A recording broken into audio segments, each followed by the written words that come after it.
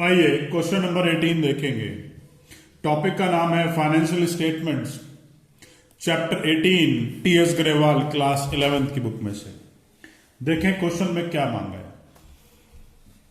From the following balances of Anand prepare the trading profit and loss account and the balance sheet as at 31 March.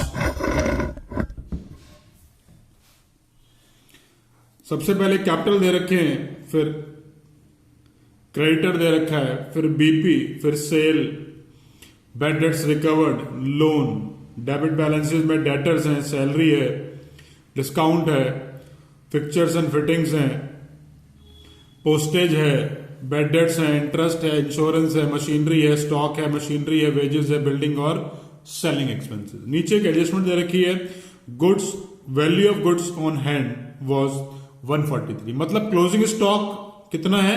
Closing stock है 1,43,000। तो भाई closing stock अगर adjustment में दे रखा है, जैसे कि इस क्वेश्चन में दे रखा है, तो हम सबको मालूम होगा कि फिगर कहां कहां जाएंगी। ये फिगर दो जगह जाएंगी, कहां कहां पर? एक तो हमारी बैलेंस शीट की एसेट में और दूसरा हमारा ट्रेडिंग के बाय में। तो दोनों जगह फिगर्स को सबसे पहले डालता हूं, उसके बाद फिर आगे करेंगे। ये मैंने ट्रेडिंग एंड प्रॉफिट लॉस का फॉर्मेट ड्रॉ कर रखा है और इसी फॉर्मेट के अंदर मैं सबसे पहले ट्रेडिंग अकाउंट के अंदर लिखूंगा बाय क्लोजिंग स्टॉक।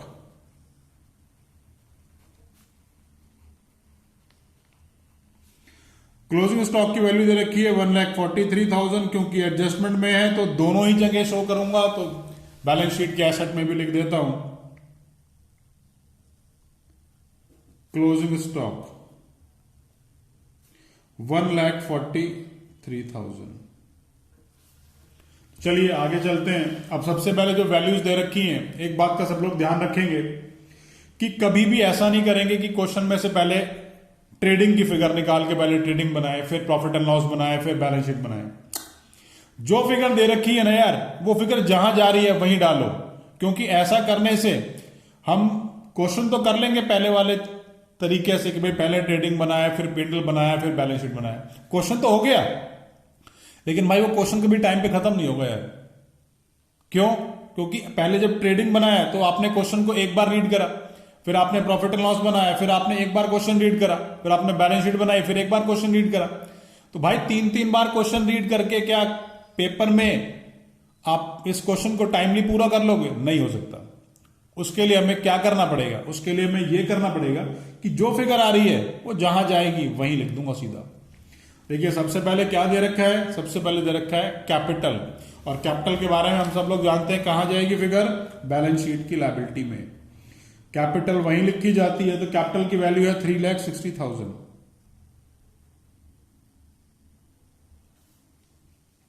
उसके बाद क्रेडिटर्स लिखे हैं, क्योंकि कैपिटल में कुछ और एडजस्टमेंट्स भी होती हैं, तो मैंने उसके लिए थोड़ा स्पेस छोड़ दिया, और फिर लिख दिया क्रेडिटर 87,200। उसके बाद लिखा है बिल्स पेबल। बिल्स पेबल भी मेरी लायबिलिटी है, और बिल्स पेबल की वैल्यू है मेरी 25,270। 25,270। उसके बाद मेरे को सेल्स दे रखा है, तो चलिए सेल्स मेरी बैलेंस वो जो है ट्रेडिंग अकाउंट में आती है, तो मैंने लिखा बाय सेल। अब सेल की वैल्यू मैं अंदर ही लिखूंगा, क्योंकि कई बार क्वेश्चन में जो है सेल रिटर्न भी होता है, तो फिर मुझे उसको लेस करने में दिक्कत आएगी, इसलिए मैं इसने ये अंदर लिख दिया। इसके बाद है bad debts recovered. Bad debts recovered एक सोर्स ऑफ इनकम है मेरे लिए, और मैं प्रॉफिट एंड लॉस अकाउंट के क्रेडिट साइड में इसको लिखूंगा बाय बैड डेट्स रिकवर्ड। और बैड डेट्स रिकवर्ड का अमाउंट कितना है? 1,750। I repeat 1,750। उसके बाद लोन की बात की जा रही है। लोन कहां आएगा भाई? लोन आएगा मेरा लायबिलिटी में। लोन की वैल्यू कितनी है? 1,20,000। ये मैंने लोन की वैल्यू यहां डाल दी। उसके बाद है डेप्टर्स। डेप्टर्स की वैल्यू मेरे को दे रखी है 38,850। 38,850। उसके बाद सैलरीज दे रखी हैं, तो ये रही सैलरीज। सैलरीज की वैल्यू कितनी है भाई? सैलरीज की वैल्यू है 40,000। अब क्योंकि सैलरी मेरा खर्चा है और वो खर्चा है जो डायरेक्ट नहीं है, इनडायरेक्ट खर्चा है। इनडायरेक्ट खर्चे कहां पर आते हैं? Profit and loss account. तो मैंने प्रॉफिट एंड लॉस अकाउंट में लिखा है। उसके बाद है डिस्काउंट। डिस्काउंट भी मेरा इनडायरेक्ट खर्चा है, इसे भी मैं प्रॉफिट एंड लॉस अकाउंट में लिखूंगा। डिस्काउंट 10,000। उसके बाद फिर फिक्चर्स एंड फिटिंग्स हैं। फिक्चर्स एंड फिटिंग्स मेरे लिए एसेट है।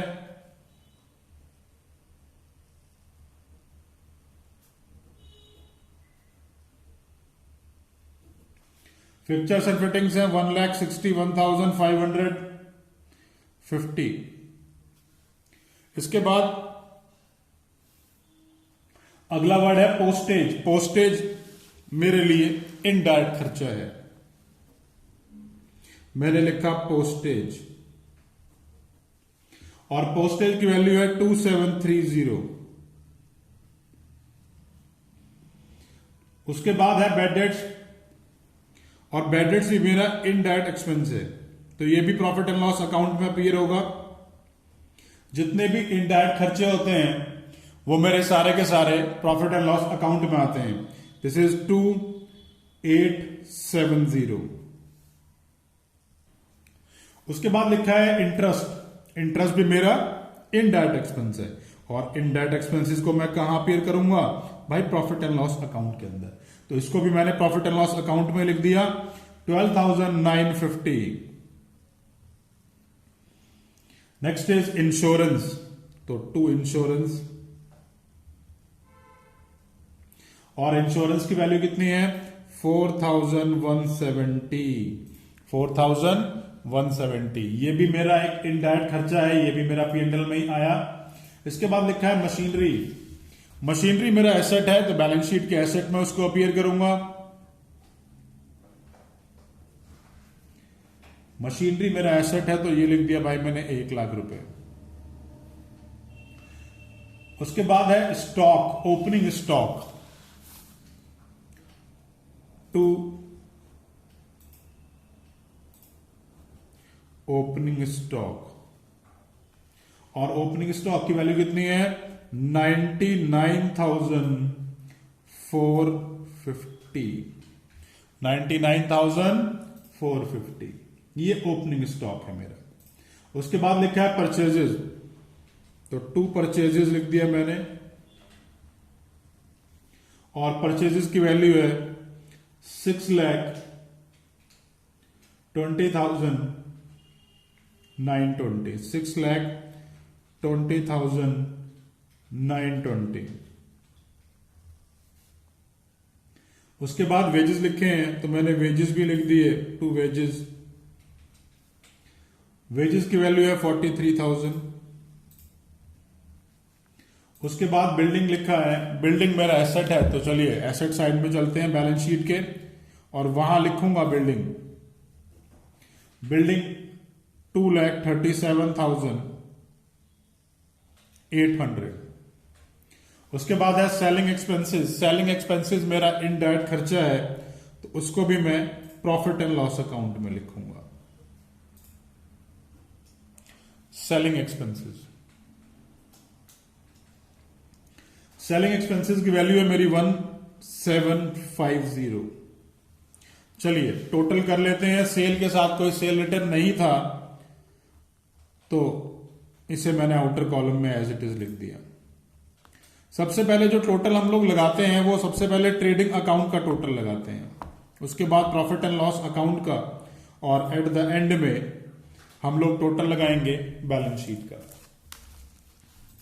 7,81,820 प्लस में 143। This is 9,24,820। 9,24,820। 99,450, 6,20,920, -43,000, 1,61,450। ये मेरा ग्रॉस प्रॉफिट आ गया। क्योंकि क्रेडिट साइड ज्यादा थी तो इस तरफ जो बैलेंसिंग बचेगी मैं उसे लिखूंगा टू ग्रॉस प्रॉफिट। और ये बैलेंसिंग मैंने निकाली कैसे है, एक बार ये दोबारा से समझ लेते हैं। कई लोगों को इसका टोटल लगाने में बड़ी मुश्किल आती है।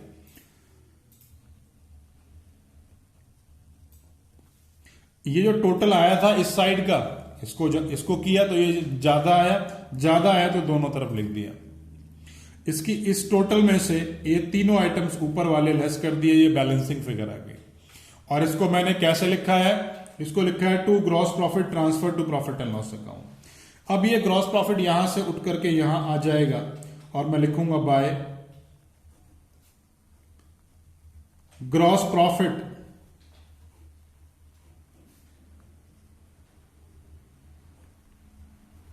ट्रांसफर फ्रॉम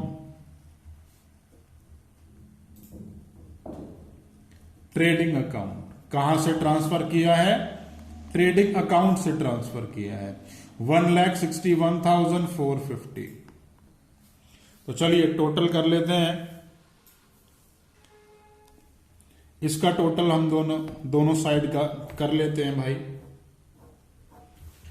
अब ये तो 161 है तो इसको देख करके ही मालूम चल रहा है कि भाई टोटल इसी साइड का ज्यादा आएगा, तो इसको प्लस कर लेते हैं 161,450 प्लस 1,750। ये टोटल हो गया 1,63,200। और ये जो टोटल इतना आया था क्योंकि ये बड़ा है तो मैं इसे दोनों तरफ लिख दूंगा भाई, तो मैंने ये दोनों तरफ लिख दिया। इसमें से लेस करा 40,000, फिर 10,000, फिर 2,730, फिर 2,870, फिर मैंने लेस किया 1,2,950, फिर मैंने लेस किया 4,170 और फिर मैंने लेस किया 1,750।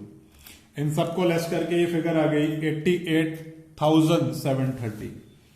88,730। क्योंकि बैलेंसिंग टू साइड में आ रही है तो मैं लिखूंगा टू नेट प्रॉफिट।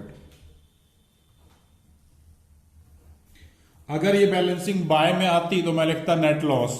अब क्योंकि नेट प्रॉफिट लिखा है तो ये प्रॉफिट वहां कैपिटल में जाके प्लस हो जाएगा। ये कैपिटल लिखा हुआ है, इसी में मैं नेट प्रॉफिट प्लस कर दूंगा, यहां लिखूंगा नेट प्रॉफिट